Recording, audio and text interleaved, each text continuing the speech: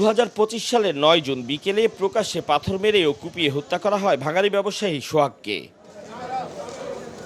নৃশংস এ ঘটনায় অভিযুক্ত 21 জনের মধ্যে গ্রেফতার হয়েছে 13 জন। বাকিদের অনেকে এখনো প্রকাশ্যে ঘুরে বেড়াচ্ছেন বলে অভিযোগ নিহতের পরিবারের। 1 বছর হয়ে যাওয়া সত্ত্বেও তারা এখন পর্যন্ত কোনো রকমের কোনো অগ্রগতি আমাদেরকে দেখাতে পারেনি। এই কাণ্ডটা ঘটাইছে তারা কিন্তু আসলে দুষ্কৃত এক লোক। এখনো পর্যন্ত তারা বুক ফুলিয়ে হাঁটতেছে এবং ভয়ভীতি দেখাচ্ছে, আমাদের মামলা তুলে ফেলতে বলতেছে। তো এগুলো কোন সাহসে বলতেছে তারা? আজ থেকে 1 বছর আগে 14 জন আসামি গ্রেফতার হয়েছে, এখন এসে 14 জনই রয়েছে। এখন তো কোনো আসামি ধরা হয় না কেন? সোহাগের 2 সন্তানকে এখনো তাড়া করে বেড়ায় নৃশংস সেই স্মৃতি।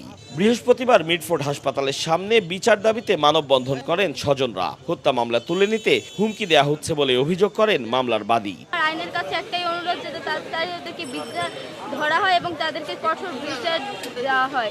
আমার বাবাকে যে কষ্ট দেওয়া হয়েছে তার চেয়ে দ্বিগুণ কষ্ট দিয়ে যাতে তাদেরকে বিচার করা হয়। প্রধানমন্ত্রীর কাছে আমি বিচার চাই, যেন বিচারটা যেন করে আমার ভাইয়ের আত্মায় যেন শান্তি পায়, যে না আমার সরকার বিচারটা করছে। মানববন্ধন থেকে শিশু রামিসা হত্যা বিচারের উদাহরণ টেনে দ্রুত সোহাগ হত্যাকাণ্ডের বিচারে সরকারের হস্তক্ষেপ কামনা করেন তারা।